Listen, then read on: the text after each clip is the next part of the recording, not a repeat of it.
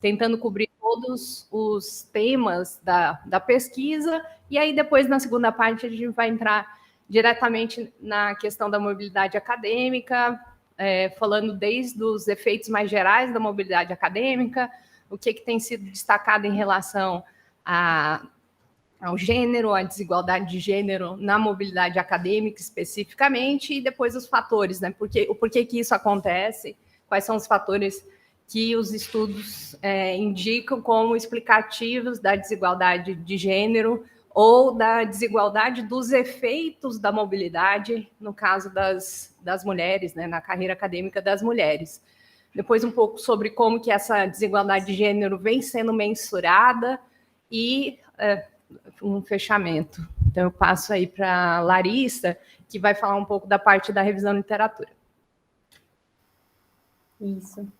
Boa tarde, pessoal. Então, vocês estão me escutando bem? Tudo certo? Então, tá bom. Hoje nós vamos compartilhar com vocês um pouquinho do nosso processo, do processo que a gente desenvolveu até agora de revisão de literatura, para investigar um pouquinho sobre essas questões que envolvem mobilidade acadêmica, cooperação acadêmica e carreira acadêmica e as possíveis intersecções entre esses assuntos. Então, primeiramente, a nossa ideia é mostrar um pouquinho das questões de pesquisa que nortearam a nossa revisão de literatura, né? Essa foi a primeira formulação das perguntas, então, elas tratavam principalmente sobre a questão do impacto da mobilidade, e aqui a gente dividiu entre mobilidade internacional e nacional.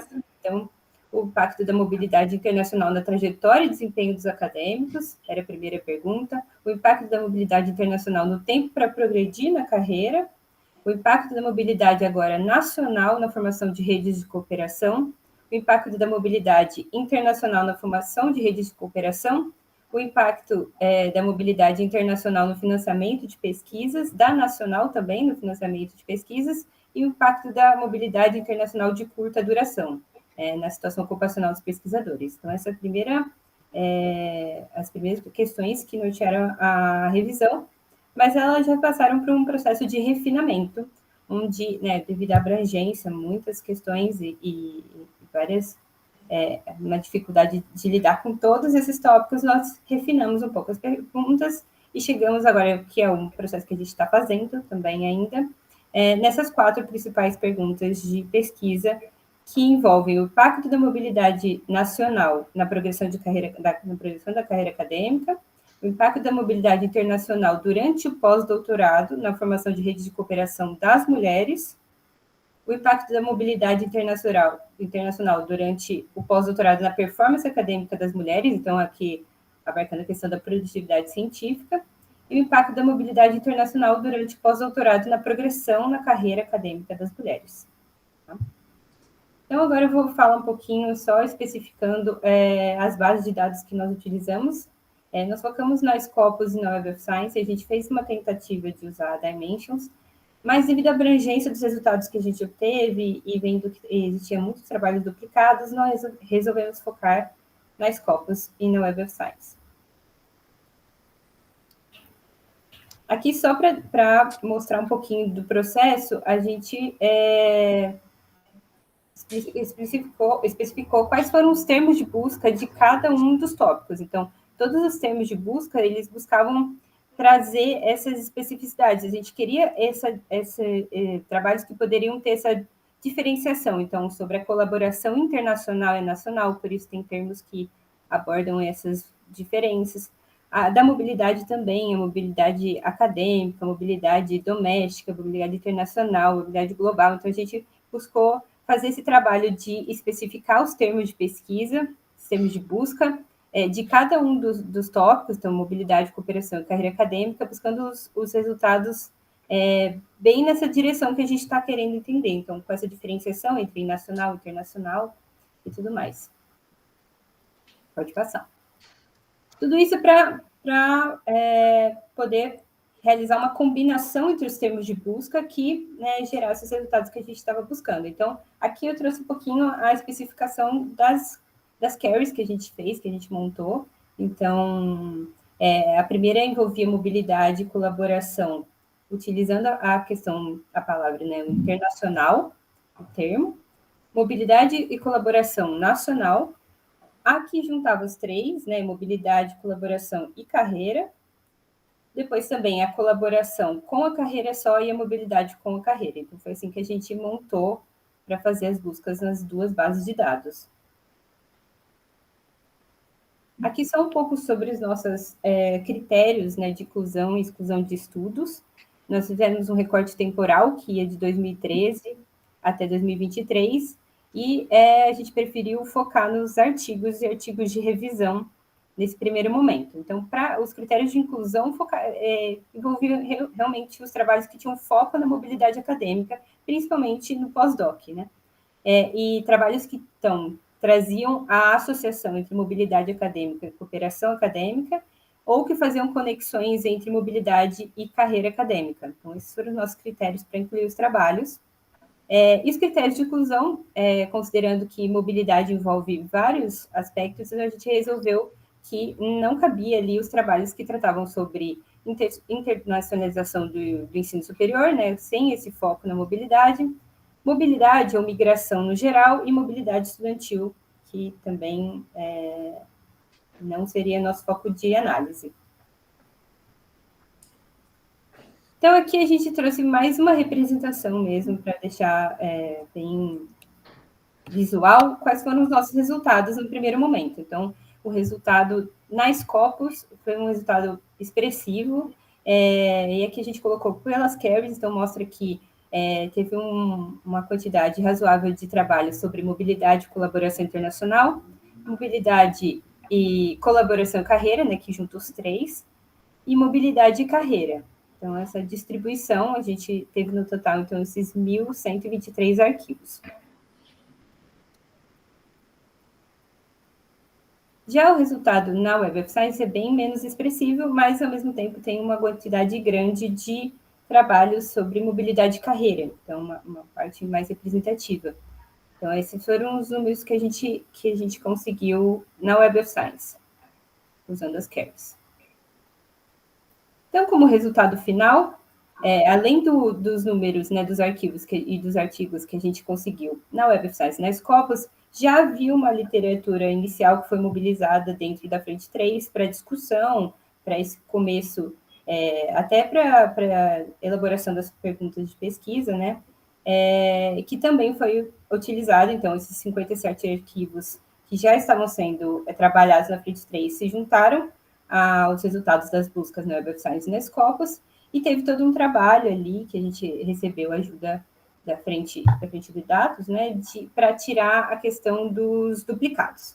Então, o nosso resultado final foi esses 952 arquivos que passaram depois por um processo que eu vou explicar agora de classificação. Pode passar.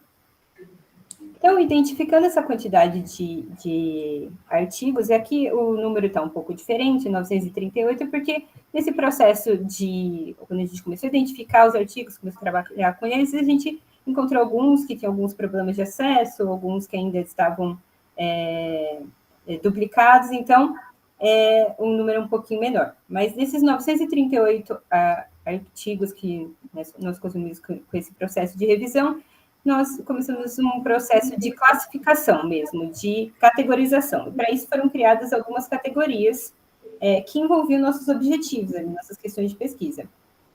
Então, dentre as categorias, né, estão a mobilidade, que quando trata de mobilidade norte e sul, né, a mobilidade entre os países, considerado norte e sul, mobilidade e rede de cooperação, então artigos que trabalham essa conexão com mobilidade acadêmica e rede de cooperação, mobilidade e cooperação e desempenho acadêmico, mobilidade e cooperação e desigualdade racial e de gênero, mobilidade e cooperação e financiamento, mobilidade e cooperação e progressão de carreira e mobilidade e cooperação e situação ocupacional. Então, a gente dividiu, né, organizou todos esses artigos nessas categorias.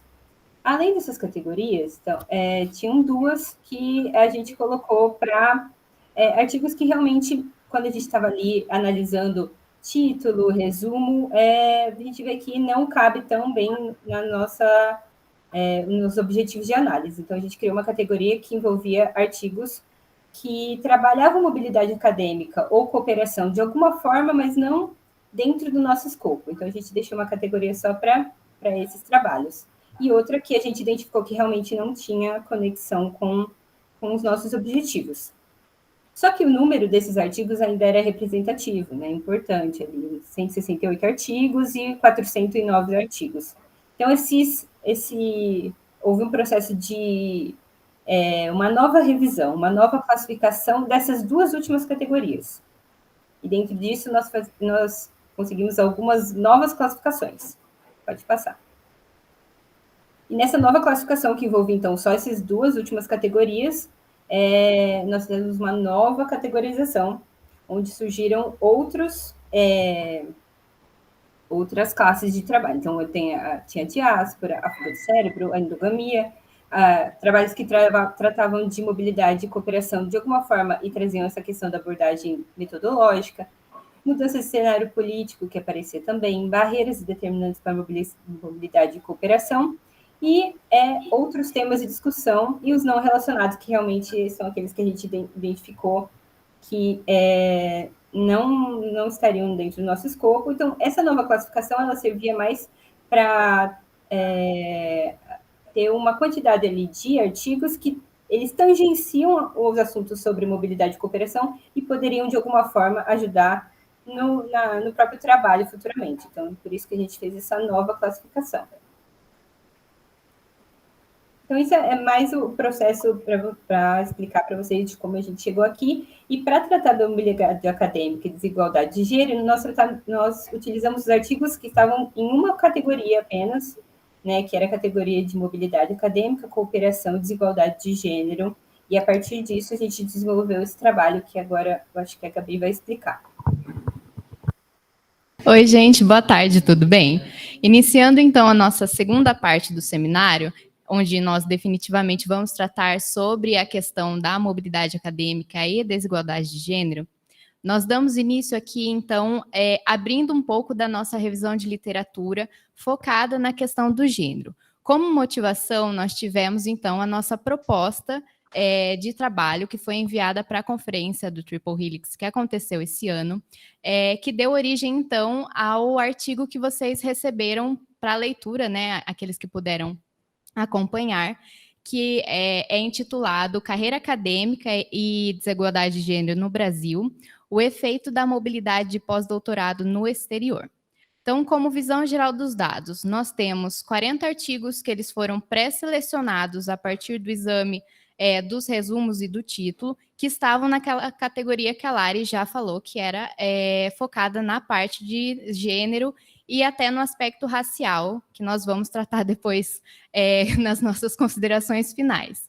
E nós usamos um filtro, então, para o período temporal de 2017 a 2022.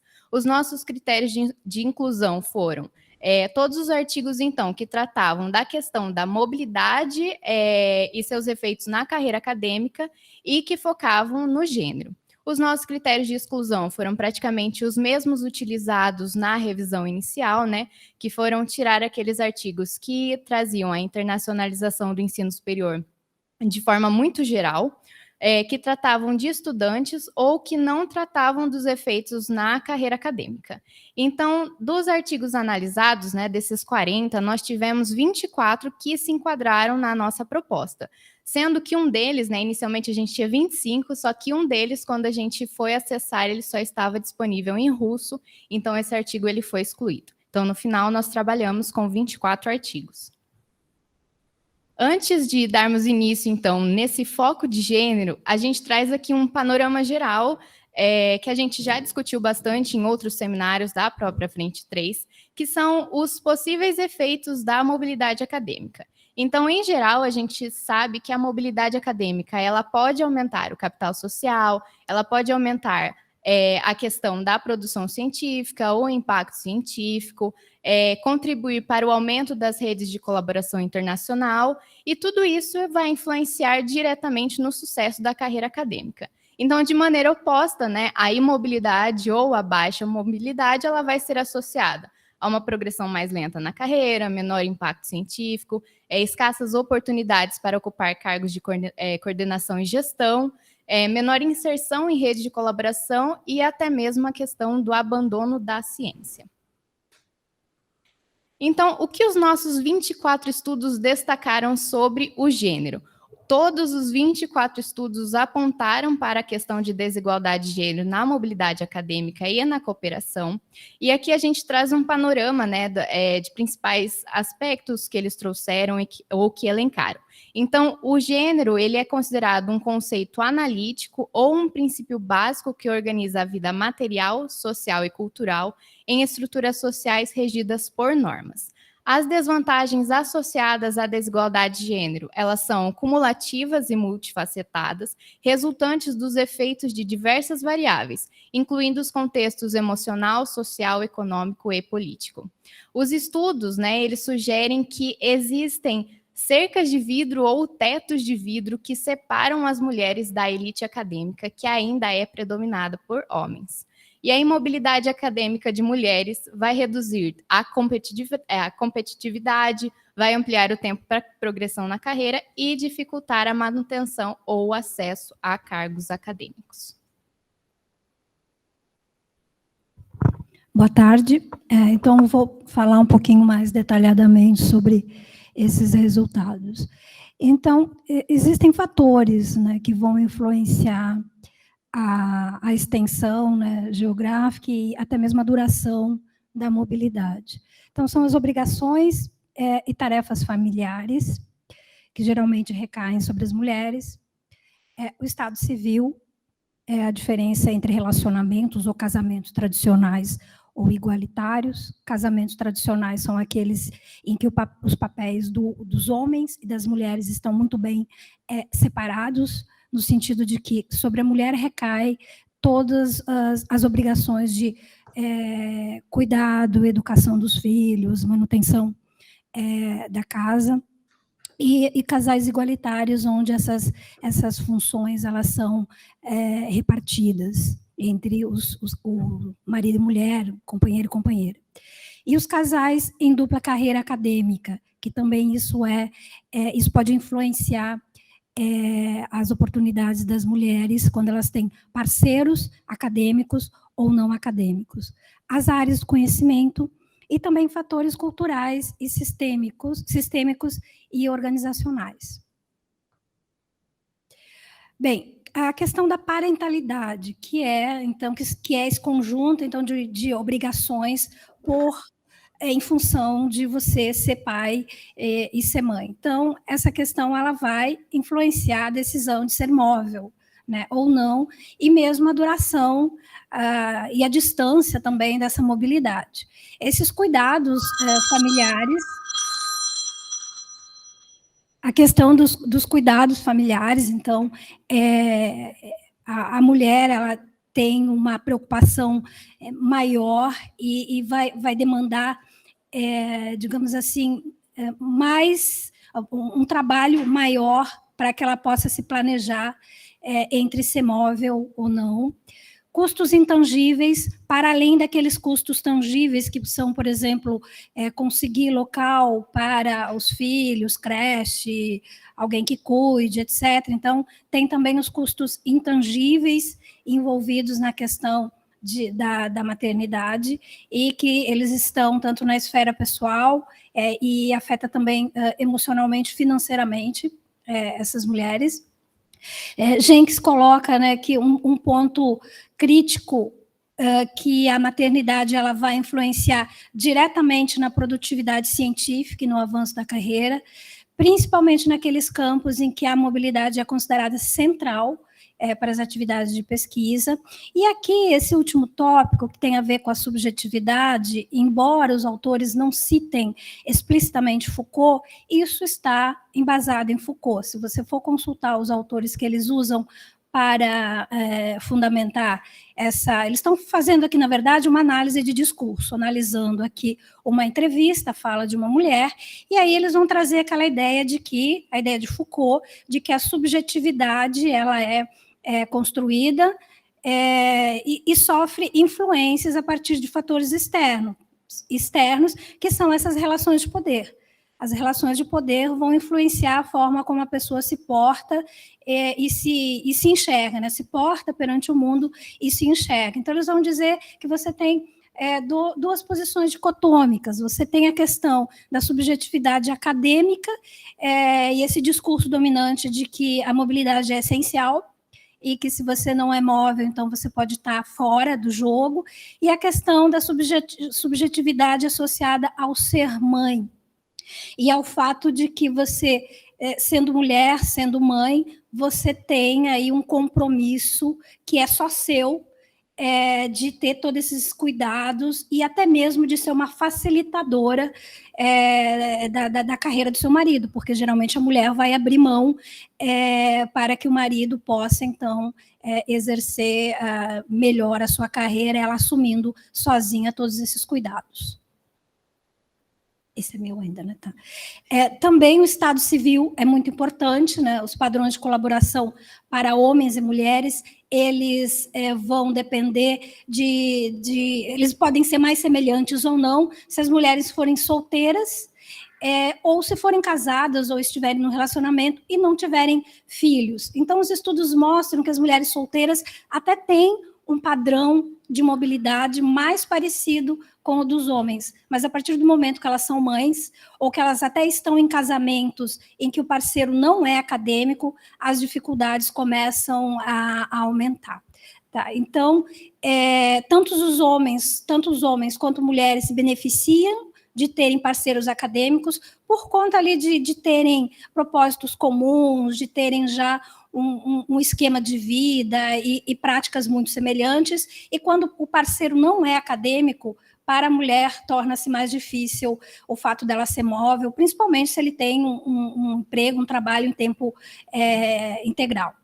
Então, a carreira das mulheres em casais de dupla carreira depende desse tipo de casamento, se é um casamento igualitário, em que as funções são mais bem distribuídas, ou se for esse casamento tradicional, onde sobre a mulher recai todas essas obrigações de cuidados de filhos, etc., especialmente se ela não tem uma rede familiar de suporte. Então, as parcerias tradicionais, ou seja, onde essa divisão de papéis muito estanque, particularmente no contexto da organização da pesquisa e das políticas familiares, criam um ambiente muito menos propício à construção de uma carreira científica de sucesso para as mulheres comparadas com as parcerias igualitárias. E áreas de conhecimento. Então, os estudos mostram, né, que a mulher está subrepresentada em praticamente todas as áreas de conhecimento. Então, vai existir diferenças significativas de gêneros em todos os campos. As mulheres estão em maior número em áreas em que a colaboração internacional é menor, por exemplo, nas áreas das humanidades. Em relação à mobilidade internacional, as mulheres estão subrepresentadas, como eu já mencionei, em todas as áreas de conhecimento. Na Rússia, por exemplo, as áreas com menor participação feminina na mobilidade internacional é a área das ciências naturais, engenharias, enquanto nas ciências médicas, sociais e humanas, elas estão um pouco melhor representadas. E também, né, a questão da assimetria de gênero na mobilidade acadêmica e nas áreas de conhecimento entre membros do Sistema Nacional de Pesquisadores do México, com predominância de homens na maioria das áreas. Esse é meu, né? Fatores culturais, sistêmicos e organizacionais. A Noruega é um país muito interessante porque ela tem uma política pública de igualdade de gênero. Mesmo assim, existem disparidades na ocupação de cargos das mulheres e até mesmo na seleção de pesquisadores internacionais, por exemplo. Então, uma das características da Noruega é que o recrutamento internacional, embora ele tenha uma predominância, tem uma preferência por homens, né, por exemplo. Então, nas universidades da Noruega, os homens vindo de outros países, eles até têm maiores oportunidades. Agora, as mulheres, não. As mulheres têm menores oportunidades, especificamente nesse país. A questão de as mulheres que já estão trabalhando em alguma instituição na Noruega, a preferência por essas mulheres. Inclusive, a autora desse trabalho, ela menciona assim, ela fala bastante de que as mulheres que já estão trabalhando, elas têm uma vantagem com relação às pessoas que vêm de fora, tanto homens quanto mulheres. E ela vai dizer, não é exatamente uma questão de endogamia acadêmica, é porque parte-se da ideia que essa pessoa já está inserida naquele contexto, já domina, já conhece as práticas, então, teoricamente, ela seria mais confiável. Mas mesmo nesse país, onde tem uma política de igualdade de gênero, as mulheres ocupam apenas cargos mais ligados às funções de ensino. Aquelas funções mais intensivas em pesquisa, elas são ocupadas por homens. Então, a gente vê que mesmo em países onde há políticas de igualdade de gênero, a igualdade de gênero não é tão perfeita assim. E nos Estados Unidos, né, o estudo da mobilidade nacional mostrou que as mulheres são menos propensas a manter a sua posição acadêmica ou conseguir uma promoção ao passar de uma instituição menos intensiva em pesquisa para outra mais intensiva em pesquisa. Então, agora, entro nessa parte da como que isso vem sendo mensurado. Então, a gente procurou olhar as metodologias utilizadas nos artigos, porque tudo que a gente está apresentando era a primeira parte do artigo, né, que o artigo era um desenho de pesquisa. Então, a gente queria ver as metodologias para depois a gente pensar no nosso design de pesquisa, né, que é uma daquelas últimas perguntas lá, né, os efeitos da mobilidade internacional das mulheres durante o pós-doc, né, na carreira acadêmica. Então, dos estudos que a gente analisou, dos 24, 22 fizeram análises empíricas, né, 2 trabalhos eram mais teóricos ou ensaístas, 12 usaram métodos qualitativos, usando entrevistas semi-estruturadas, autoetnografia, diário de campo e diário de entrevista. 9 utilizaram métodos quantitativos, né, muita predominância aí de estudos bibliométricos, mas também o uso de dados integrados, né, de bancos de dados curriculares, registro pessoal, processos de recrutamento, como aquele estudo que a Ana estava falando, né, da Noruega, né, que eles pegaram como se fossem os processos de contratação e também surveys. E um estudo usou o método misto, combinando o survey com essas entrevistas com acadêmicos, olhando tanto para as pessoas que fizeram a mobilidade e entrevistando também os seus parceiros, né, os seus cônjuges. Pode passar. Então, em relação aos métodos qualitativos, a gente tentou destacar o que eles trazem de diferencial, né, no que eles são, quais são as maiores vantagens de usar esses métodos para esse tipo de estudo especificamente, né. E aí a gente estava sempre pensando no nosso design, que era mais quantitativo, com o uso de dados secundários, então a gente estava tentando ver o que a gente eventualmente consegue trazer, o que só consegue com métodos qualitativos, né. Então, como a gente viu, né, tem vários estudos que apontam para a importância de você conhecer o tipo de parceria, né, o tipo de relacionamento que a pessoa está envolvida, né? Então, não é só saber se é casada, se tem filho, mas também o tipo de parceria que é estabelecido, né? Então, alguns estudos utilizaram métodos qualitativos para chegar nisso, né? É muito difícil você ter ou impossível ter essa informação a partir de bases de dados secundários, né? E também os estudos permitem aí novas interpretações de como as mulheres acadêmicas lidam com essas obrigações familiares antes, durante e depois da experiência de mobilidade. Então, aquele efeito do stick care, né, que eu vou fazer uma mobilidade para um congresso, eu tenho que planejar sou mulher, tenho filhos, tenho que planejar com muita mais antecedência como que vai ser. Durante a conferência, eu tenho que ficar fazendo a gestão, se foi para a creche, se foi para não sei aonde, se está dando tudo certo e tal, né? seja isso para conferências, né, mobilidade de curta duração, sejam de médio prazo, como pesquisa de campo, e esse estudo da Jenkins foi bastante importante, né, mostrando que na geografia, especificamente, a mobilidade é fundamental, né, para a pesquisa, para o avanço do conhecimento, e tem um peso muito grande em cima das mulheres, principalmente porque os financiamentos, em geral, financiam uma pesquisa de campo mais longa, e para as mulheres seriam melhor pesquisas de campo mais curtas e ao longo do tempo, né?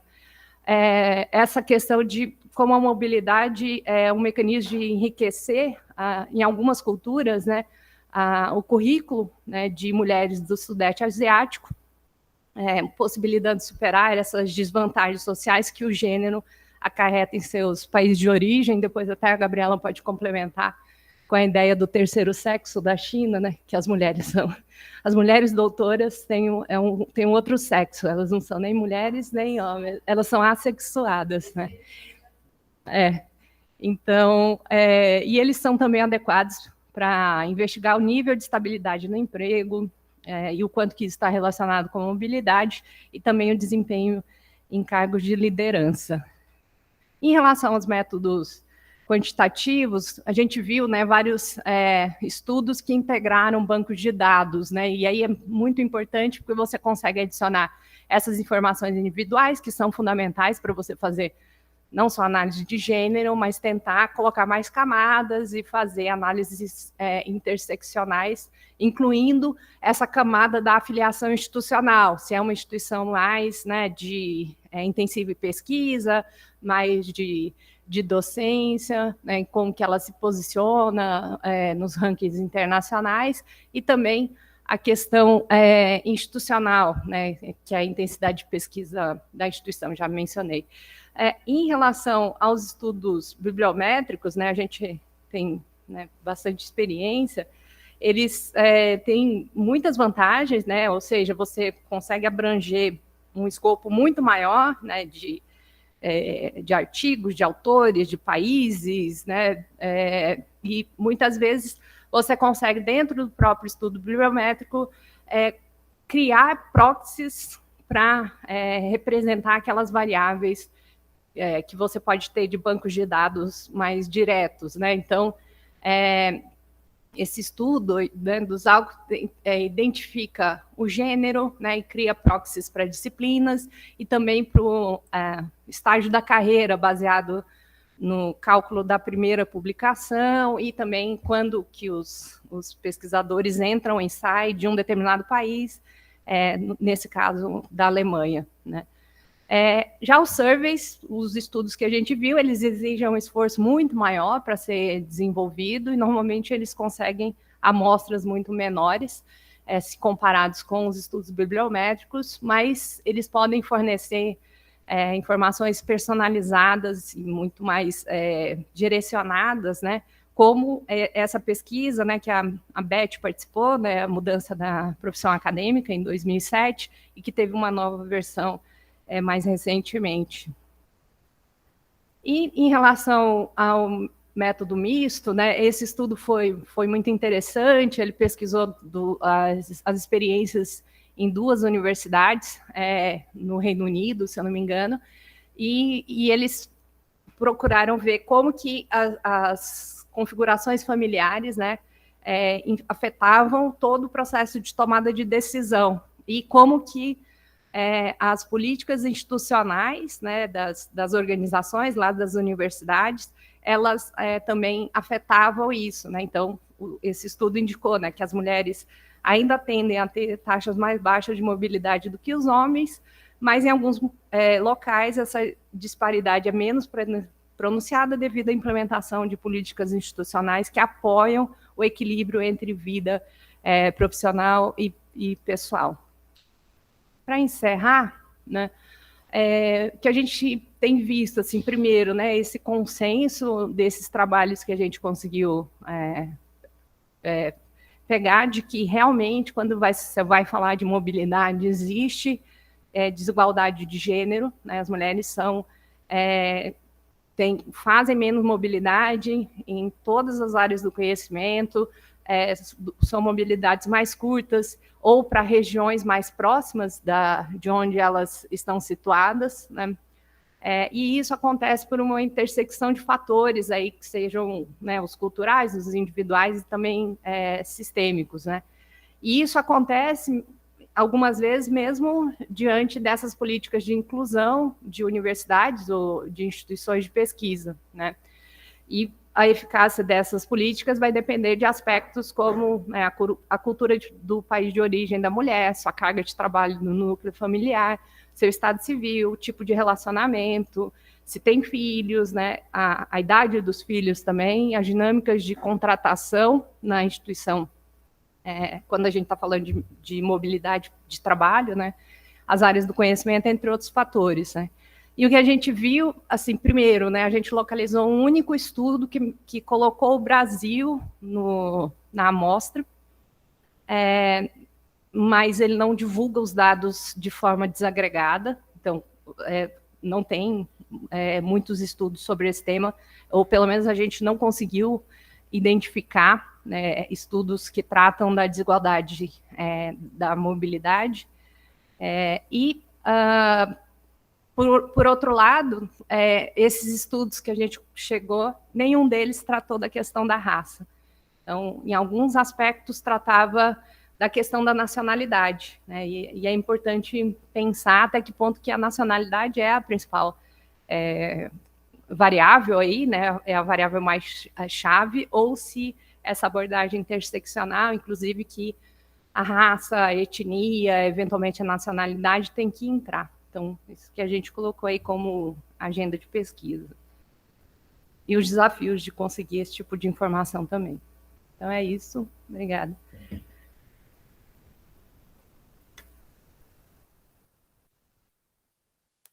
Obrigado, Ana, Gabriela, Ana, duas Anas, Gabriela e Larissa, pela apresentação. Ótimo trabalho.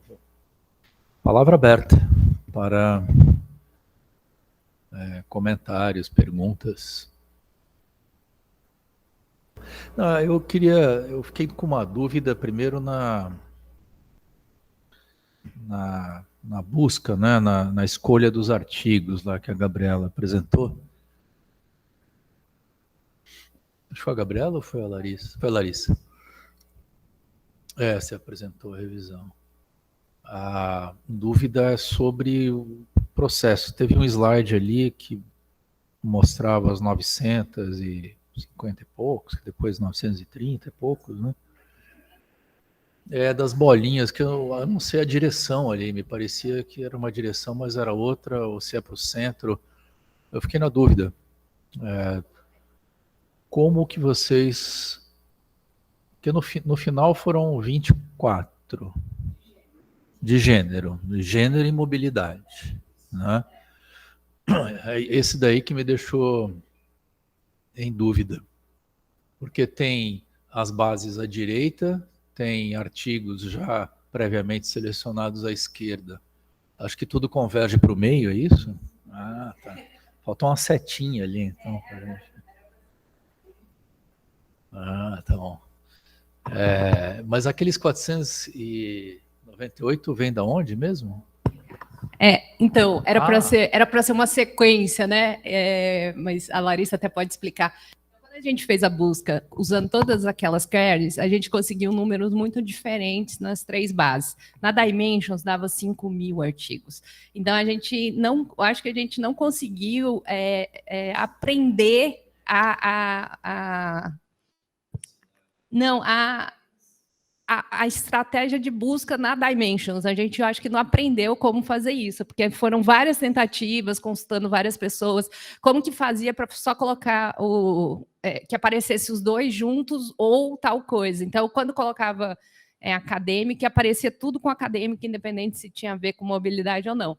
Então, a gente falou, vamos ficar com a Scopus e a Web of Science. Então, vieram 270 da Web of Science, 1.123 da Scopus, e tinha 498 artigos que eram duplicados entre as duas fontes. As três,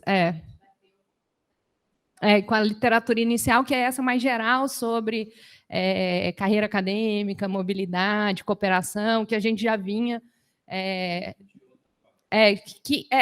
ou de um artigo, e a gente olha na referência, pega mais artigos e tal.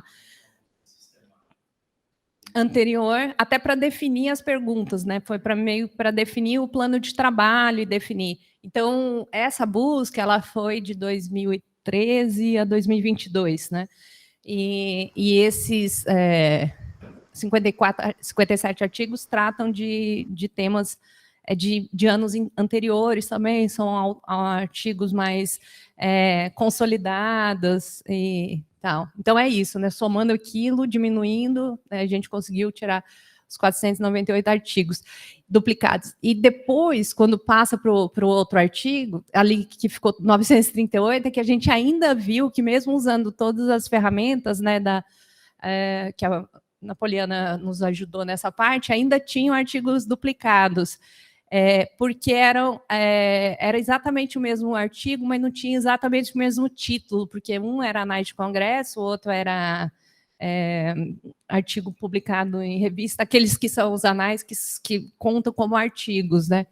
Então, a gente fez uma primeira pré-seleção, que dá esses números, e a gente fez uma repescagem ali, tanto no outros quanto no não relacionado, né? Para ter a gente se dividiu para fazer essa análise, olhando os resumos, e aí, nessa repescagem, a gente priorizou que não fosse a mesma pessoa que olhasse o artigo de novo. Aí, nisso que a gente chegou lá no número de artigos finais, e aqui esses artigos que estão ali na nova classificação, então, uma parte daqueles não e outros entrou para aqueles temas principais, né? E teve um conjunto de artigos que caíram aqui, que é como a Larissa estava explicando, que eles são tangenciais, mas não são explicitamente dentro dos temas. Então, a gente falou, quando a gente quiser contextualizar algum artigo, tem esse material também. Então, por exemplo, essa questão da mudança do cenário geopolítica, de produção do conhecimento, cooperação internacional, mobilidade, circulação, foi um artigo que a gente mandou agora para a reunião de antropologia do Mercosul, foi baseado nessa categoria aí do outros. Eu acho que acabou não ficando tão intuitivo aquele slide, inclusive minha culpa, desculpe por isso. Mas é exatamente isso.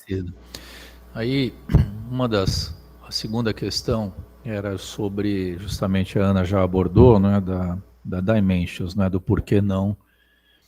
E aqui, teu comentário, acho que acende um alerta e uma oportunidade para a gente usar mais, né, para aprender a usar mais a Dimensions, até porque a gente insistiu muito para a Unicamp assinar a Dimensions, nós que pedimos, né, e a Dimensions tem uma abrangência muito maior.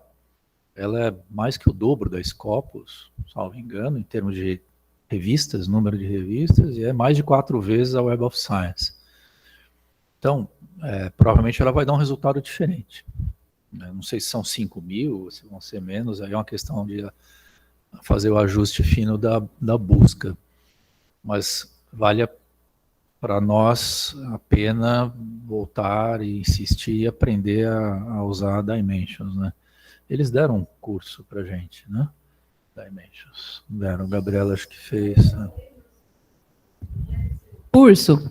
Eles entraram nesse detalhe de como que você faz a busca booleana lá, né? Assim, eu acho que isso, se alguém souber e puder ensinar, dar uma oficina para a gente interna, assim, eu acho que valeria muito a pena. Porque a Unicamp assina, a gente tem o direito de pedir. Agora que a gente já aprendeu minimamente, já tem mais dúvidas, né?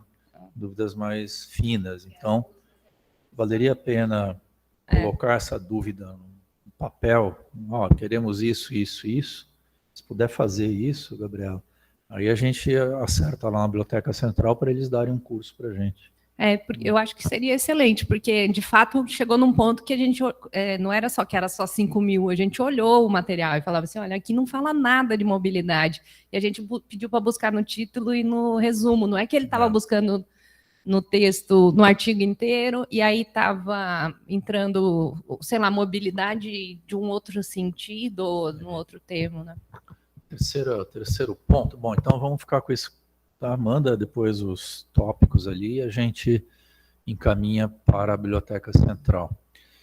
O outro ponto é como é que se chegou nesses temas, se foi feito usado algum software, posso ter perdido aqui na apresentação, de análise de texto para chegar nisso. Não, foi de revisão de literatura, conhecimento prévio.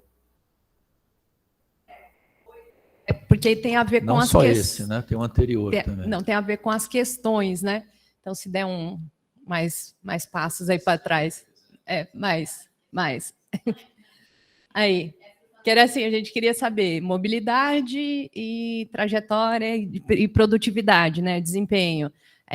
Tempo para progressão, né? Então, aí a gente até foi entrando com essas palavras mais detalhadas, a gente falou, não, vamos colocar os termos um pouco mais amplos, né? E aí fizemos vários testes também, por exemplo, colocar academic scientist, ou foi feito vários...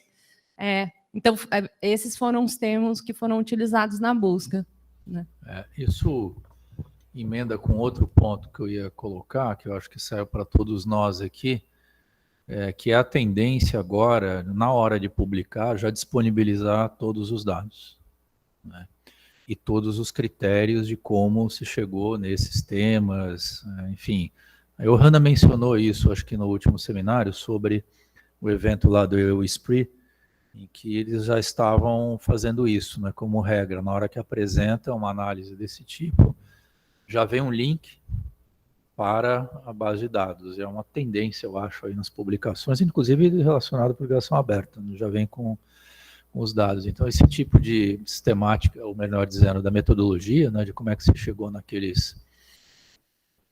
não só nas carries, que eu acho que já é prático colocar, mas nos temas, né, de separação ali que podem ajudar também. Eu tinha mais um ponto, não tinha, que é o seguinte, quando a gente vê, né, as diferenças que aparecem de gênero, de participação, né, segundo as áreas do conhecimento, a primeira questão que vem à mente é o quanto disso vem da raiz, formação básica, né, das pessoas, se é o STEAM, se não é o STEAM, enfim, das áreas básicas do conhecimento. E essa correlação, ela é possível de ser feita ou não? O que a gente viu, né, que vários artigos apontam é que as mulheres fazem menos mobilidade em todas as áreas do conhecimento, apesar delas estarem mais presentes em algumas áreas do conhecimento. Então, tem diferenças por área do conhecimento em relação à cooperação, produtividade, sempre a área do conhecimento é das variáveis mais destacadas, né? Mas o que os artigos apontaram era que tem diferença em todas as áreas de conhecimento e em desvantagem para as mulheres. Então, você controlando essa questão das áreas do conhecimento tem desvantagem de mobilidade. Essa diferença aumenta na mobilidade, que já é uma herança das áreas de conhecimento, ela tende a aumentar em relação ao aspecto mobilidade. É isso, né? Então, mesmo nas áreas que as mulheres estão mais presentes, como humanidades, elas também fazem menos... E não é só a questão... Porque aqui eu acho que a gente está misturando coisas que são muito diferentes, né? Até que a Ana chamou a atenção no artigo que a gente está discutindo, nesse outro artigo sobre a geopolítica tal, da mobilidade, que é diferenciar um pouco se é mobilidade de trabalho, então eu estou saindo de uma instituição indo para outra, né? E aí pode ser dentro do mesmo país, pode ser entre países, ou mobilidade essas que a gente chama que tem duração meio prevista. Então, vou para uma conferência, ou vou fazer um estágio no exterior, eu vou como pós-doc, né, uma coisa que tem uma espécie de uma duração. É claro que as fronteiras entre as duas coisas não é muito clara, assim, né, a ideia original pode ser uma e depois se transformar em outra, mas o que esses trabalhos também apontam é que nessas mobilidades, tanto para fazer pesquisa de campo, quanto para ir para conferência, quanto para, inclusive, para fazer mobilidade de trabalho, né, entre instituições, vou fazer um concurso, vou não necessariamente concurso, mas vou ser contratado por uma instituição, as mulheres tendem a se mover em distâncias menores. Então, para ficar mais fácil, a não gastar tanto tempo indo e voltando, e também ficar mais fácil as redes de suporte. Então, tem alguns trabalhos falando disso na Ásia em geral, mas eu acredito que em relação às mulheres seja mais forte, né? Que as mulheres elas têm migrado, saído de alguns países, inclusive do norte global, e ido para países da Ásia para ficar mais perto das suas famílias, né? Então, elas são da Ásia, foram para os Estados Unidos ou para a Europa, e aí voltam para ficar mais perto da família, ficar eles falam, um voo de distância. Eu acho que aí tem, nas causas, né, que a Ana Gimenez apresentou ali, não é, por trás dessa desigualdade, que são as mais importantes, mas eu não me lembro se você colocou uma, mas tem uma que pode parecer mais prosaica, mas ela também chama atenção, que é a falta de estrutura dos locais para receber famílias, por exemplo. Então, para dar um exemplo, nós fomos a 2 eventos agora nos Estados Unidos, um evento deles é sobre esse assunto, uma criança.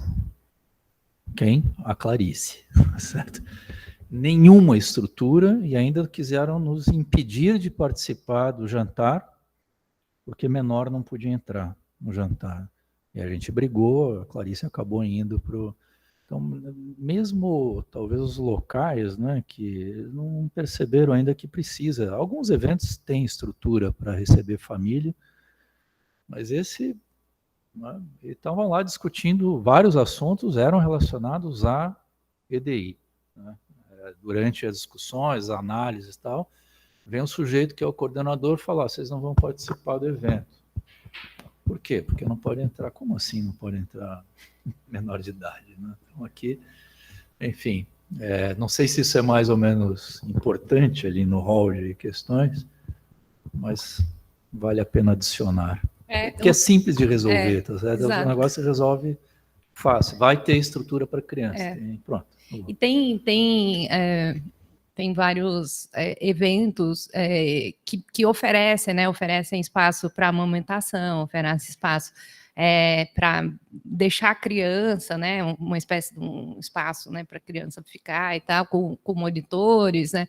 O evento da Associação Americana de Avaliação tem essa estrutura, né? Que é uma área que é muito sensível, né? Porque é sempre essa discussão de ser sensível, né? Às questões dos avaliadores, a questão do que está sendo avaliado, dos grupos, né? Das comunidades. Então tem, mas em geral não tem, né? Tem vários eventos. Eu acho que até esse ano não está anunciado, né, no Congresso da EA, porque, inclusive, a gente estava vendo, talvez, da Carol e a gente estava procurando e não tinha informação.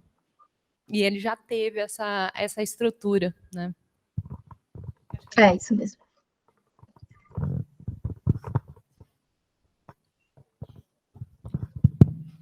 Sobre esse ponto que o Sérgio colocou aí de apoio, nós vimos em alguns artigos sobre os casais em dupla carreira.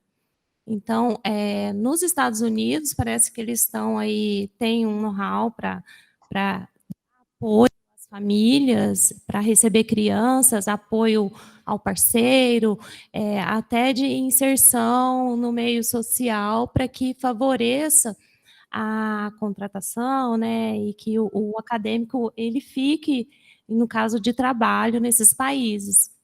Então, é um fator muito importante quando se refere à contratação.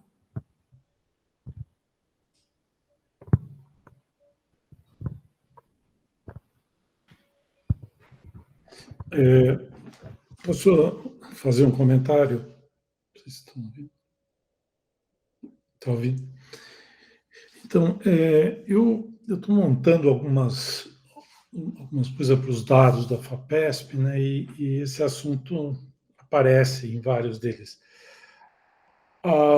Na formação de graduação e na formação de pós-graduação tem um crescimento, em geral, da participação das mulheres, né? Infelizmente, a CAPES removeu dos microdados a identificação de sexo, né? Não sei se por alguma razão lá deve ter tido talvez algum debate sobre essa questão, porque tem a questão do gênero, que é um pouco diferente, e não sei por que foi retirado da base, mas a gente tinha esse dado até 2 ou 3 anos atrás e mostrava esse crescimento generalizado da participação feminina, inclusive, acho que em doutorado já tinha ultrapassado 50% há algum tempo, a participação das mulheres. Na graduação, também há um crescimento, ali nós temos os dados, estou terminando de montar algumas tabelas sobre isso, e o que a gente vê é que mesmo nas áreas como engenharias e ciências ciências exatas, né, e ciências da natureza, há um aumento, né? Em algumas áreas já é a maioria há muito tempo. Agora, eu acho que teve um estudo que foi feito, eu acho que é a Fundação Carlos Chagas, eu devo ter essa referência há alguns anos, sobre engenharias. Não era na área acadêmica, era em geral, era emprego. E o que ficava muito claro é assim, você tem no Brasil, tipicamente 30% das pessoas que se formam nos cursos de graduação hoje são mulheres em engenharias. Mas no emprego esse número não chega a 20%, se não me engano. Ele veio crescendo, mas tem um gap grande entre a porcentagem dos engenheiros que são formados, que são mulheres, e a porcentagem dos engenheiros empregados, que são mulheres, né? Esse estudo da Fundação Carlos Chagas, eu não lembro se ele tem um detalhamento sobre a vida acadêmica, a profissão acadêmica, que eu acho que, comparado com o ambiente profissional tradicional de engenharia, ele é bem mais ameno, mas a questão que eles colocavam no estudo, que aparecia muito, principalmente, eu acho que na área de engenharia civil, era o ambiente hostil no trabalho.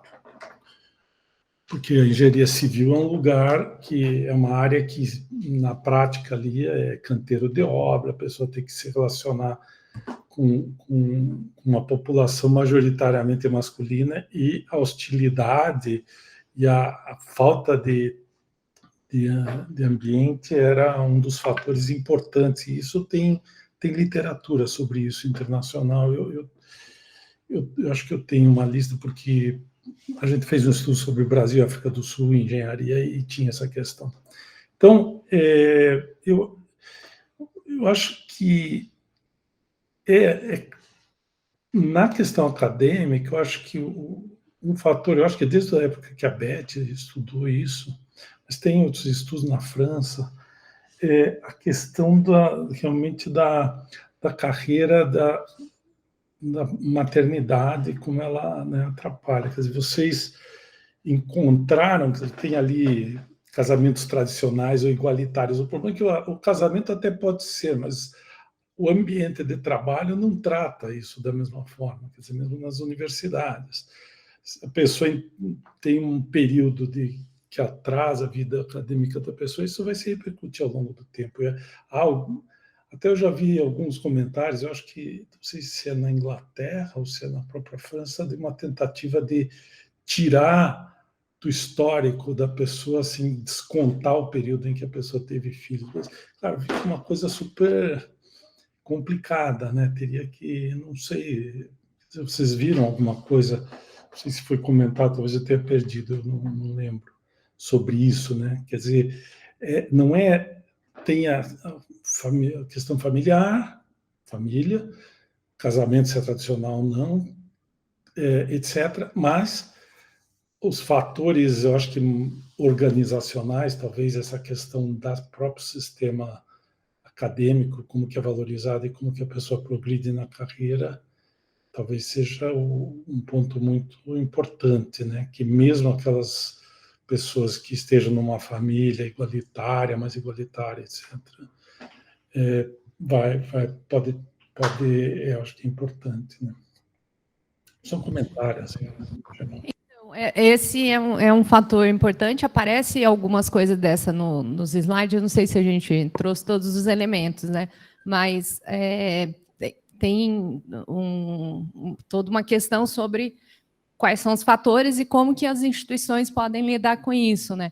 Então, eu acho que a gente não chegou a detalhar as políticas que a gente viu, né? Se alguém lembrar, quiser complementar, mas assim, a questão de explicitar o período de maternidade e também explicitar cuidados, não só de maternidade, mas cuidados com pessoas doentes ou com idosos, né? Isso tem se tornado uma prática para promoção, para avaliação de prêmios, para avaliação de financiamentos, né? Então, que não necessariamente vai descontar numa fórmula, mas você vai explicitar esse período para que os avaliadores possam ter uma sensibilidade em relação a esse tema, né? Então, esse é um dos aspectos. O outro aspecto que aparece também são várias políticas voltadas a tornar o balanço entre vida e trabalho, né, mais equilibrado. Então, políticas da instituição que permitam isso, porque isso, para as mulheres, faz muito mais diferença que para os homens, né? Essa coisa de não ter fronteiras entre o trabalho e a vida pessoal, né? Então, isso faz muita diferença, principalmente para as mulheres, né? No estudo que a Cassie de Sugimoto apresentou no evento do INCISPO há alguns dias, ela estava mostrando, né, como o período da pandemia em que essa divisão de fronteiras entre a vida pessoal e a vida profissional, a educação do filho, ficou uma coisa só, como isso foi danoso para a produtividade das mulheres especificamente. Então, independente se os filhos eram muito pequenininhos ou, né, o filho estava ali, tinha que participar da educação, fazer aula online, várias das mulheres aqui podem dar esse testemunho. Então, eu acho que, pelo menos, esses aspectos eu consigo lembrar aqui de cabeça, se alguém quiser complementar.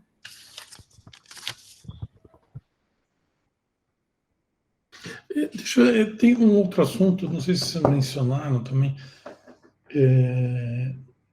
ouviram, desculpe, a questão, por exemplo, esse que tem, eu sei que tem na Inglaterra, né, acho que no Reino Unido, dos conselhos levarem em conta a participação feminina nos projetos de pesquisa, etc. Isso é um fator levado em conta no julgamento de projetos. Isso é mais generalizado? Vocês encontraram referência a isso em outros lugares, etc.? Então, esse não era bem o foco, né? Porque a gente estava querendo ver mais como que os fatores que influenciam a mobilidade acadêmica das mulheres, né? Mas o que a gente tem visto, até pela discussão que tem aqui na Unicamp, que está produzindo um plano de equidade de gênero, é que sim, a composição das bancas faz toda a diferença, né? Então, banca para qualquer coisa, banca para contratação, banca para progressão, né? Então, você ter um balanço de gênero na banca já faz bastante diferença. Beth. Bom, antes de mais nada, desculpa, foi uma ótima apresentação, e desculpa não estar com a câmera ligada, não sei o que acontece com esse computador, que ele não liga a câmera. Eu achei muito interessante o trabalho de vocês. Agora, eu me lembro na pesquisa que eu e o Simon fizemos em 2000, já faz tempo, né, em 2007, sobre a profissão acadêmica no Brasil, nós tínhamos encontrado um resultado curioso, que é a dificuldade de uma pessoa, principalmente quando a pessoa faz uma mobilidade muito jovem, né, ou seja, no seu período de formação, de doutorado, etc., dependendo do tempo da mobilidade, na verdade, o resultado era que isso acabava criando um problema de inserção, para a inserção dessa pessoa no mercado acadêmico brasileiro. Isso foi uma coisa que a gente discutiu muito no âmbito do Changing Academic Profession, que era aquela rede grande de vários países, que fez a mesma pesquisa em vários países, e chamava a atenção, quer dizer, como o sistema, naquela época, pelo menos, né, eu não sei até que ponto isso pode continuar sendo real, mas talvez a gente pudesse fazer um estudo sobre isso a partir dos dados do Lattes, porque naquela época que acontecia o seguinte, quando a pessoa saía do Brasil e ficava muito tempo fora, ela quebrava os laços que ela tinha dentro do Brasil. E quando ela voltava, ela tinha muita dificuldade para se colocar no mercado de trabalho, porque, enfim, eu não sei até que ponto, quanto isso mudou no mercado de trabalho acadêmico brasileiro, mas naquela época havia um claro favorecimento, principalmente nas grandes universidades de pesquisa, em favor do pesquisador, do jovem pesquisador que tinha não apenas... O problema não era tanto a pós-graduação, mas era ele ter feito a graduação naquela universidade para onde ele estava tentando, para onde ele aplicava para ser professor, e também aonde ele tinha feito o doutorado. Quer dizer, se ele tinha feito o doutorado no exterior, isso era um desastre. O caminho dele estava realmente carregado de pedras no caminho, né? Porque aí ele não conhecia direito as pessoas, não sabia exatamente como é que ia funcionar o concurso, etc., e isso criava realmente obstáculos importantes para esse pesquisador. Mas, enfim, isso daí faz muito tempo, então não acho que ainda essa questão se coloque com a mesma intensidade hoje em dia. Beth, eu acho que a sua questão é muito interessante. Pelo estudo da diáspora, né, que a gente vem desenvolvendo aí em paralelo, parece uma impressão, né, de que ainda faz sentido essa lógica, né? Aquelas pessoas que fazem a formação no exterior, principalmente se fizer, né, desde a graduação, ou fizer mestrado, doutorado, ou faz todo o doutorado no exterior, eles não tiveram tempo de montar redes aqui, então a reinserção, ou a inserção no país é mais complicada, né? Então a gente tem visto isso, tanto por relatos, quanto agora a gente tem o material do questionário de mapeamento da diáspora, que a gente vai poder analisar isso. E isso era, inclusive, eu acho que você lembra, um dos questionamentos que se fazia no começo do Ciência Sem Fronteiras, né?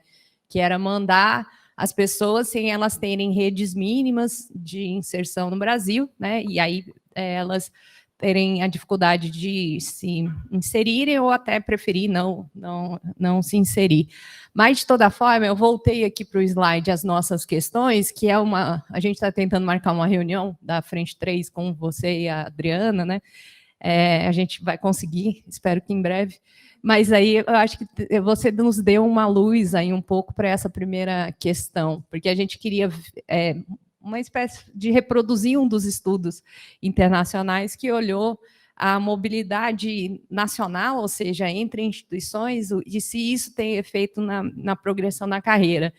E E a gente ficou depois discutindo um pouco com o Fernando Colonhati, ele, né, chamou a atenção, e a gente também já estava começando a discutir isso, que as carreiras acadêmicas no Brasil são muito engessadas, né? Então, que talvez essa pergunta tenha algum problema para ser operacionalizada, né? Ou mesmo muito difícil alguém querer sair de uma instituição e ir para outra, porque vai voltar para o começo da carreira, né? Então, você mesmo já passou por essa situação.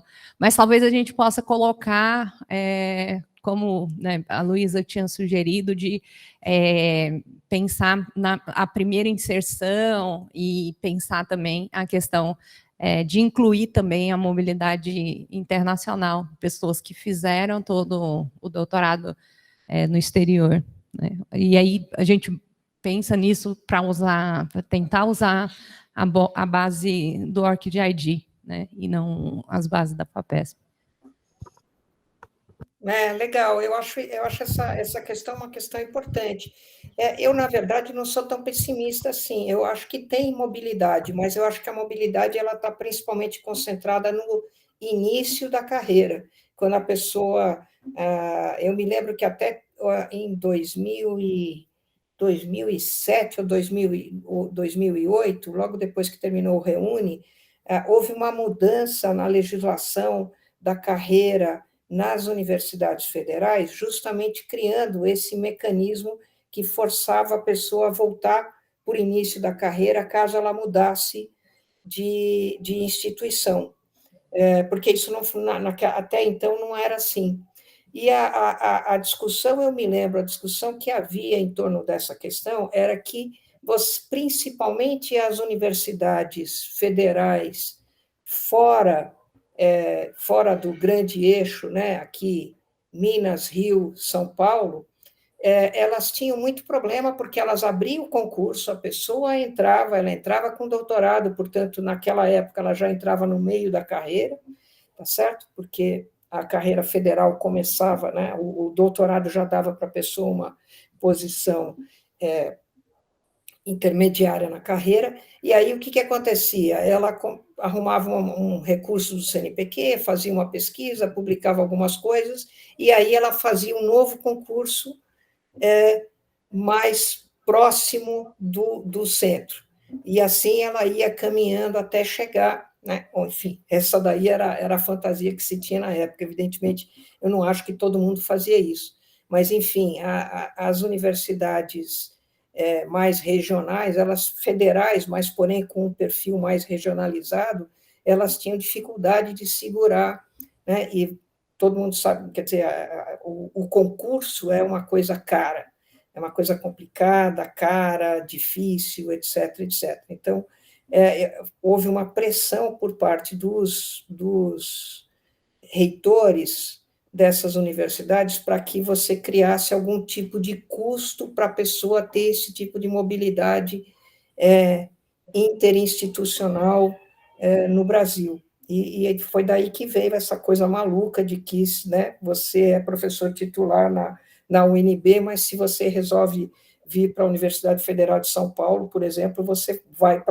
cai para a posição de professor assistente de pesquisa. Aí você tem um extra, porque você tem tempo de trabalho, não sei o quê, mas objetivamente você perde tudo que você ganhou na carreira. E aí é que isso daí se tornou realmente uma coisa muito complicada. Mas sim, eu acho que essa questão é uma questão importante. E a outra coisa importante é isso, o momento em que a pessoa faz a mobilidade, eu acho que faz diferença, exatamente isso que você falou. Se a pessoa sai cedo, a mobilidade acaba, pelo menos na experiência brasileira, acaba criando problema. Se a pessoa sai cedo, mas por um tempo curto, não tem esse problema. Mas se a pessoa já está, digamos assim, bem encaixada dentro do mercado acadêmico, aí a mobilidade só traz benefícios. Acho que tem coisa bem interessante para a gente trabalhar. Só fazendo mais um comentário aí sobre esse ponto de inserção no mercado de trabalho, nós vimos em alguns trabalhos que a mulher ela acaba escolhendo fazer uma mobilidade para uma localidade mais próxima, não somente por conta da sua rede de apoio e ali para dar conta das suas obrigações familiares, mas muito por conta dessa inserção no mercado de trabalho, porque quando ela muda para uma localidade ou uma instituição um pouco mais longe, ela vai ter que começar novamente ali a conquistar o seu espaço e conseguir uma inserção na área e todo esse ambiente de trabalho, que tem relação também com o que o Renato comentou um pouco antes, do ambiente hostil. Por quê? Porque o ambiente não é favorável à recepção de uma mulher. Aí ela prefere fazer uma mobilidade, no caso de trabalho, mais próxima da sua origem, porque ela vai conseguir manter um vínculo com a sua instituição anterior até conseguir ali a sua inserção no ambiente de trabalho novo.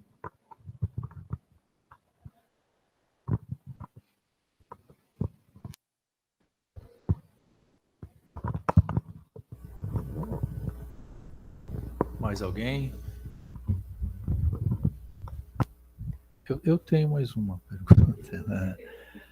A minha pergunta ela é mais, digamos, prospectiva, né? Primeiro o que a gente esperaria, com todas as evidências sendo geradas nos últimos anos, e provavelmente por muito tempo ainda à frente,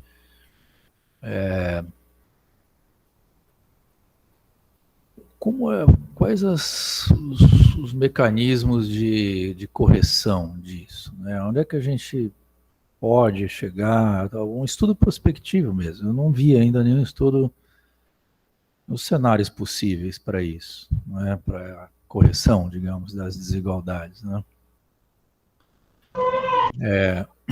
Ana, posso fazer um comentário sobre isso que o professor Sérgio falou? Claro, pode. Então, tá.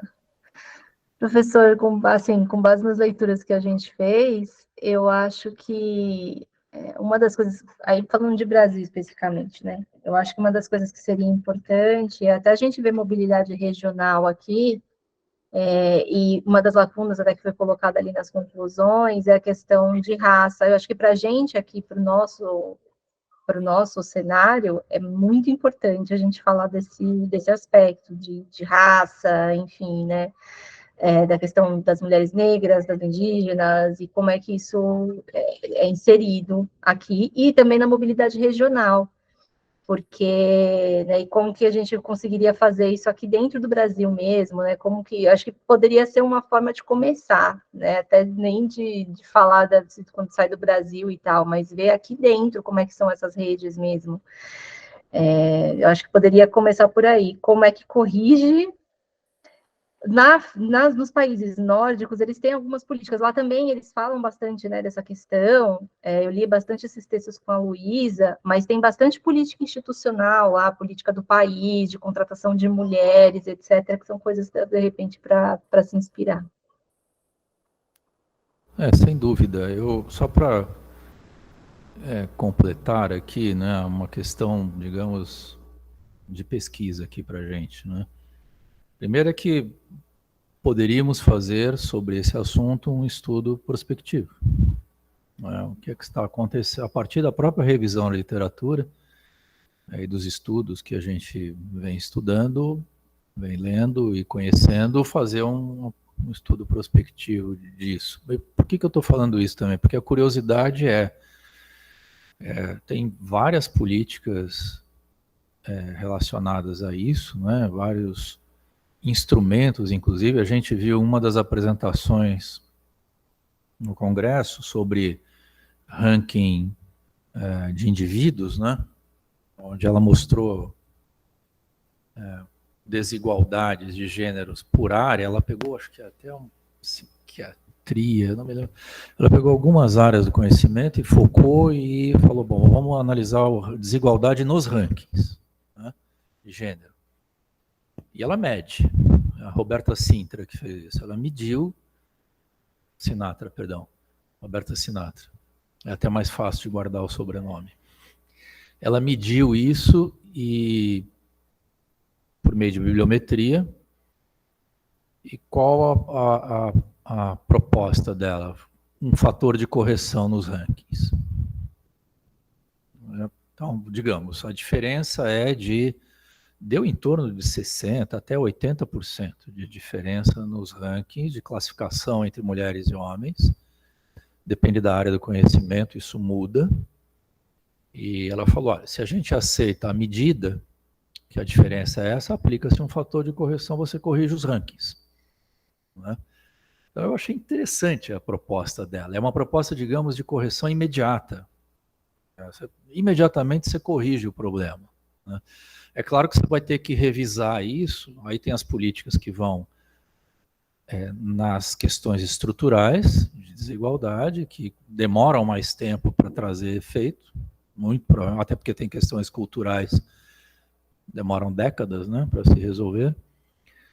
Mas, se você fizer a revisão e ir medindo, eu fiquei pensando, né, será que eu até comentei com a Adriana que podia pensar isso para ranking em geral, das universidades, porque tem desigualdades, vieses regionais, de língua, geográficos, etc. Por que não? Né? Começar a aplicar um fator de correção, porque isso eu não preciso esperar muito tempo para corrigir, o que não quer dizer que você não vai implementar as políticas de correção e de ajuste disso, de compensação a partir dos vieses. Mas é um comentário, né? E prospectivamente, eu fico também, volta àquela questão, né, da correspondência dessas medidas que vocês mostraram aqui com as medidas que vai na graduação ou até mesmo antes da graduação. Essa coisa que se reproduz ao longo do tempo. A perspectiva disso, por exemplo, da mobilidade em relação à desigualdade de gênero, ela tem aspectos próprios, mas ela tem aspectos gerais, que provavelmente estão ligados às desigualdades que vêm de outros fatores anteriores. Né? E que, portanto, prospectivamente, a mudança disso, talvez tenha-se mesmo que pensar em políticas complementares ali, não é? Umas vão ser de mais longo prazo, estruturais, outras vão ser de mais curto prazo, outras vão ser imediatas. É isso. Então, acho que só complementando, né, esse trabalho nosso, ele é um recorte do recorte, né, porque eu acho que você vai falar em desigualdade de gênero, existe desigualdade de gênero na sociedade, né, e aí, em geral, né, as mulheres recebem menos, mesmo estando nos mesmos postos, né, que os homens, mesmo tem alguns estudos que mesmo nas universidades públicas, que têm salários padronizados, as mulheres tendem a receber menos, né? Então, porque é aquela coisa que a progressão não se dá no mesmo ritmo, né, para as pessoas. E toda essa questão mais geral da sociedade, né, de desigualdade econômica, de desigualdade de direitos, né, e aí todas essas políticas mais gerais, que ainda são muito tímidas e muito reticentes, né? A gente está em 2023 e foi aprovado recentemente com muita resistência a política de igualdade salarial, né? De que não pode pagar diferente para homens e mulheres estando no mesmo cargo, né? No mesmo posto.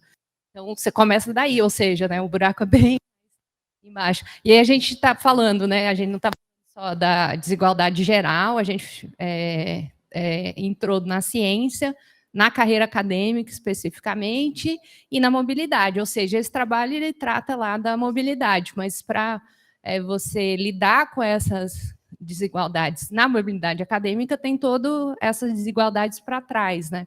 Então, implica em políticas muito mais gerais, né, inclusive, se você pensa na desigualdade da ciência, ter mais mulheres é importante para você ter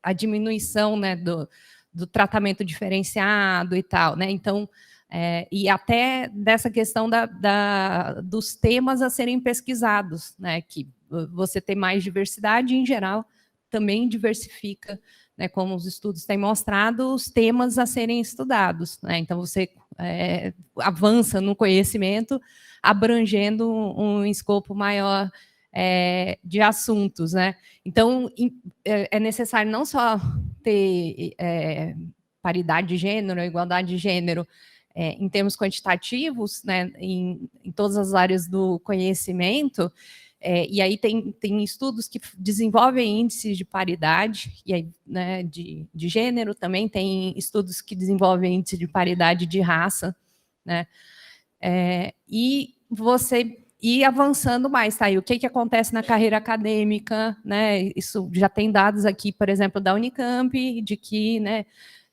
na entrada há uma paridade, mas à medida que vai subindo, né, na carreira docente, à medida que vai subindo, tem a presença das mulheres diminui bastante, né?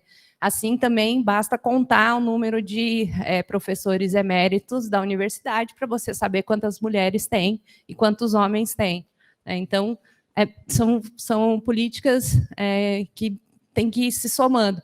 Na mobilidade, especificamente, vai ser objeto do nosso paper lá para o congresso da AEA, mas olhar para as políticas institucionais e também que aparecem nesses planos de equidade específicos para a mobilidade. A gente já viu que tem algumas, em geral, não tem coisa específica, né? Porque tem a ver mais com esse cenário mais geral da desigualdade na carreira acadêmica, né? Então, essa questão dessas políticas que ajudam a balancear melhor o equilíbrio, né, entre vida e trabalho, né, como eu mencionei, são muito importantes. E aí, para a mobilidade, é mais importante ainda. Na verdade, o comentário também é sobre a gente que tem nesse projeto, por exemplo, né, trabalhado com mais bibliometria, né, nós estamos indo nessa linha, que é o Research on Research, Science of Science, não perder de vista a discussão da política, né? Então, que a gente notamos isso, né? Você tem é preciso juntar as partes aqui, né? Um pouco que a gente comentou no último seminário, sabe? De como esses grupos têm se posicionado, né? E aí olhar, mesmo com os recortes, eu acho que mesmo com os recortes, por exemplo, num recorte como esse, qual é a melhor política, né, para esse recorte específico? Então vamos corrigir nos recortes, porque de cima para baixo, uma correção geral é uma coisa que vai demorar décadas para acontecer, porque está enraizado aí, como você disse, mas precisa ter também, né? Agora, talvez é justamente nos recortes que a gente estuda, é que a gente tenha que insistir no final com uma reflexão de políticas. Políticas no sentido amplo, né? Não precisa ser uma política geral, tal, pode ser um programa, pode ser um mecanismo de exemplo esse lá da Roberta Sinatra. É viável, não é? Porque, sim, a gente...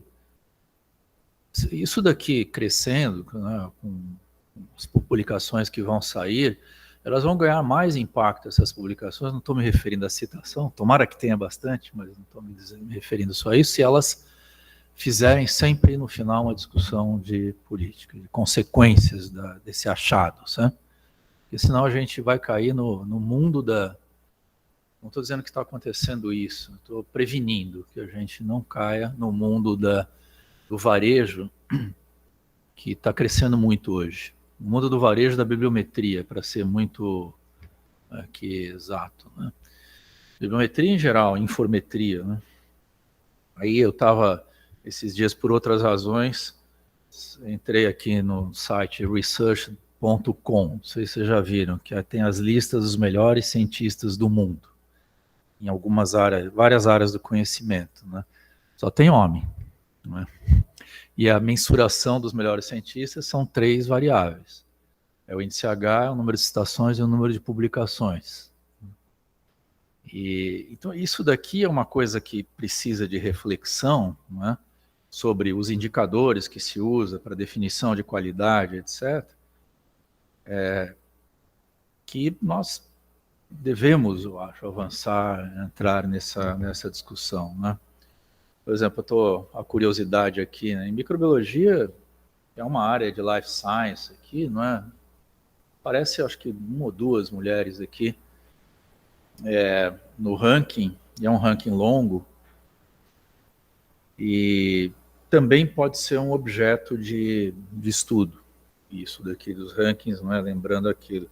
E só por curiosidade, o primeiro cientista, o melhor, segundo esse site, Best Microbiology Scientists, no mundo é o Didier Raoult. Lembra do Didier Raoult, o cara da cloroquina? Não. Aquele pesquisador francês, né? Ele tem 3.200 publicações na vida, e, no entanto, você vê, né, só indicando que é um sujeito que está no ranking top 1 da lista, no entanto, é uma pessoa super controversa no que faz, nas suas atitudes. Então, eu fiz uma conta, não me lembro, mas 3.200 papers, se você tem 30 anos de carreira, quanto que dá por dia? Alguém me ajuda aí. São 1.000 papers a cada 10 anos, são 100 papers por ano, é isso. É um paper a cada 3 dias, é isso. Ao longo de 30 anos. Né? Mas tudo bem, que bom que ele publica bastante e tal. É só para dizer que faltam indicadores, e nesse tipo de pesquisa que vocês estão fazendo, criam-se indicadores. Entendeu? Que indicador que a gente tem que olhar? Né? Como olhar para o indicador? Como usá-lo melhor? Mas era isso.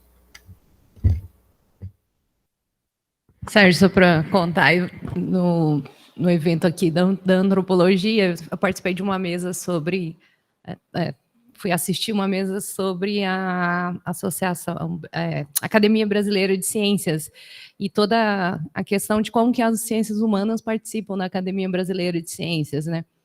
E é um dos últimos colégios que foi implementado, né? Existe ciências humanas, a da Argentina não tem ciências humanas, e aí tinha lá 2 antropólogos que participam, um é membro, né, sênior, e o outro é afiliado, aqueles que entram com menos de 40 anos, né?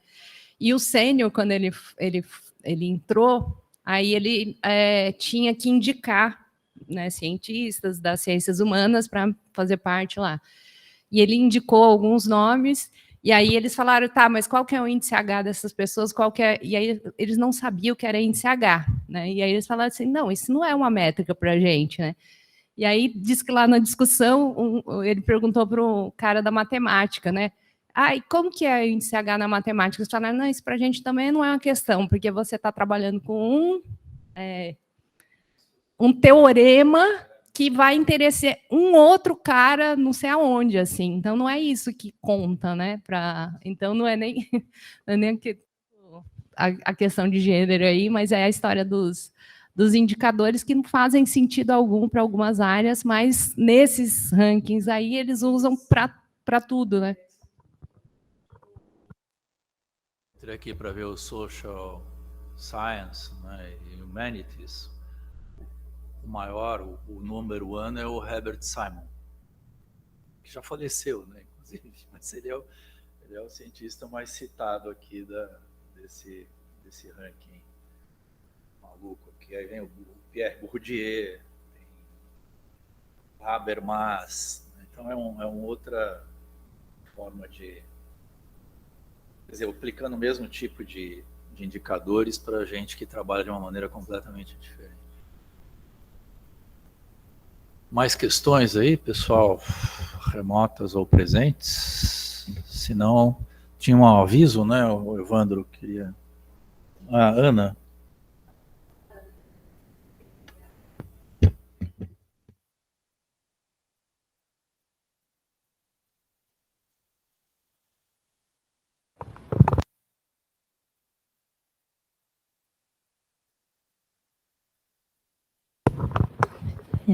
Thank you for inviting me to the seminar. I'm sorry if I ask something that has already been seen, because I don't understand Portuguese, so I was reading the slides. I don't know if I understood everything correctly. So thank you very much, and I think the study is very interesting and very, very relevant. I have a question about how you search the classified. The first is that if you have also do a manual coding of the 100 articles, because, or it's just the text analysis, and if you have also add articles that once you have identified the really relevant articles, I thought there were 40, have you also included the articles that are mentioned by these articles? It's like the ones usually when you have find kind of snowballing technique, no? Because if usually a very relevant paper cites many other relevant papers on mobility in Brazil. So if you have add new articles. And then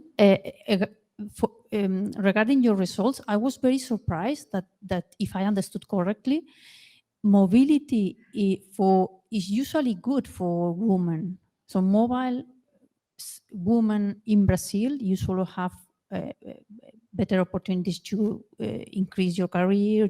So mobility is more difficult for women, but it's usually good, no, in Brazil, which is strange because, for example, in Europe or sometimes in the UK, mobility is sometimes of mobility, international postdoctoral mobility, have negative consequences for career progression.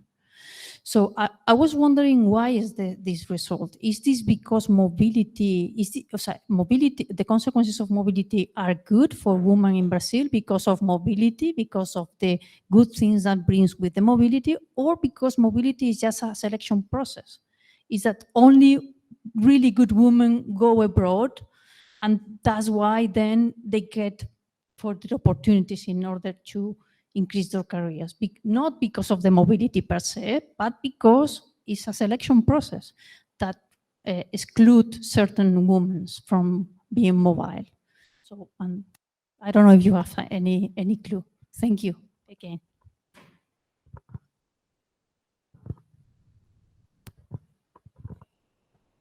Thank you, Anna.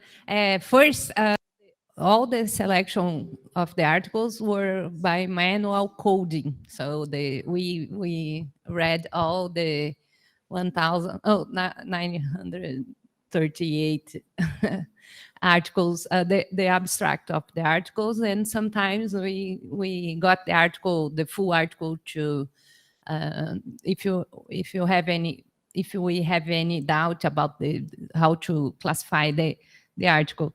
So we did the first screening by manual coding. We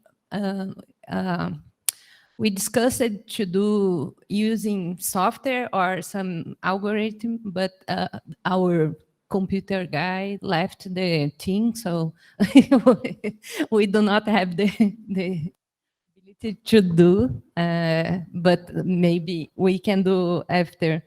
And we did not use the snowboarding method for these articles about mobility and gender. We used it in the beginning, that 57 articles that we used it to formulate the questions, the original questions of our research. We used this snowboarding technique, and all these results are not about Brazil. We did not get any information about Brazil in these articles. Only one article mentioned Brazil in the composition of the sample, but did not get provided the information specifying Brazil. So we do not have information yet about Brazil, and we hope to develop our research questions to get these. So that first slide is about the general effects of mobility. So usually they are said that the study said that mobility is good for productivity, is good for the progression in the career, is good for, but when you start disaggregating, looking gender, looking nationality, looking, so you can see that the effects are different depending on the groups involved.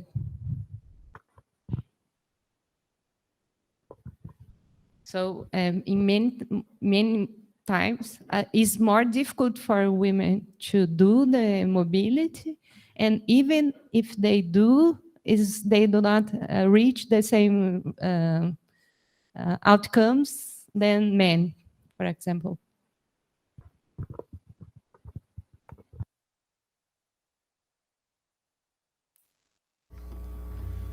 Ok. Evandro, quer... Acho que precisa do microfone. Não, na verdade, tem dois comunicados bem rápidos, né? Um deles refere sobre a aprovação do projeto no Comitê de Ética, então deu tudo certo, só para avisar todo mundo, né? E o segundo, estava conversando com o Sérgio, né? Se as frentes puderem revisitar aquelas nossas bases de dados e ver se tem mais alguma de interesse para o projeto assinar ou comprar, contratar, etc., seria legal, né? Porque a gente tem o recurso aí, então fica um recado, né? Posso reforçar isso nos encaminhamentos. E são esses dois recados, basicamente falando, né? Bem rápidos. Ok, muito obrigado, então. Até a próxima. Obrigado a todas que apresentaram aqui. E aos presentes, um abraço e até a próxima sessão aqui. Tchau, tchau.